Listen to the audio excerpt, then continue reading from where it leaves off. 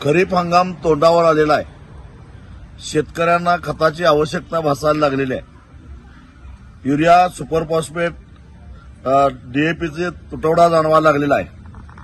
आणि जी खतं सबसिडाईज आहेत, सबसिडीवर मिळतात, त्या खताबरोबर दुसरं न खपणारं खत, मग ते नॅनो युरिया असेल किंवा सूक्ष्म अन्नद्रव्य असतील किंवा बाकी कुठलीही खतं असतील, ती घेतल्याशिवाय युरिया मिळणार नाही, सुपर फॉस्फेट मिळणार नाही, डीएपी, पोटॅश मिळणार नाही. अशा प्रकारची सक्ती हे जे खत कंपन्यांचे स्टॉकिस्ट आहेत ते करायला लागलेले आहेत. कृषी मंत्री, मुख्यमंत्री फक्त घोषणा करतात, प्रत्यक्षामध्ये तसं घडताना दिसत नाही. त्याचबरोबर अनेक ठिकाणी एमआरपीपेक्षा 5-50 रुपये जास्त पैसे घेऊन युरियाची विक्री व्हायला लागलेली आहे, हेही दिसून आलेलं आहे.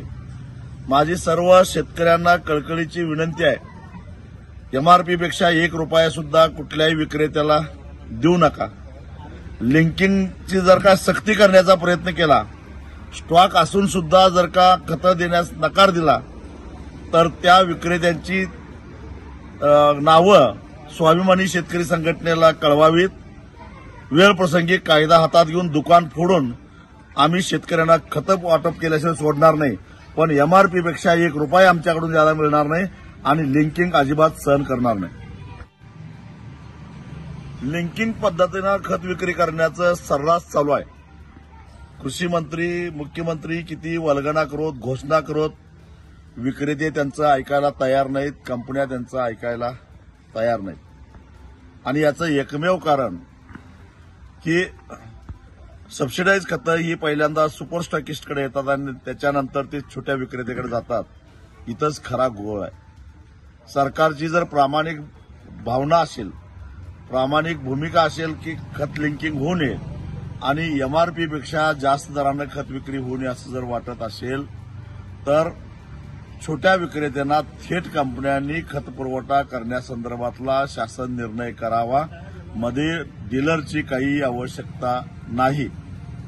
हे केलं तर खऱ्या अर्थानं लिंकिंगला आळा बसेल.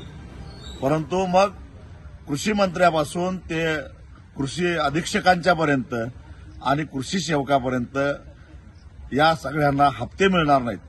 ही हप्तेबाजी बंद पाडायची असेल, ही लिंकिंग पद्धत बंद करायची असेल, कृषी मंत्र्यांच्यामध्ये जर हिंमत असेल तर त्यांनी घोषणा करावी की खतं ही थेट छोट्या विक्रेत्यांना ऑनलाईन पद्धतीनं द्यावीत. आपोआपच हे सगळे गैरप्रकार बंद होतील.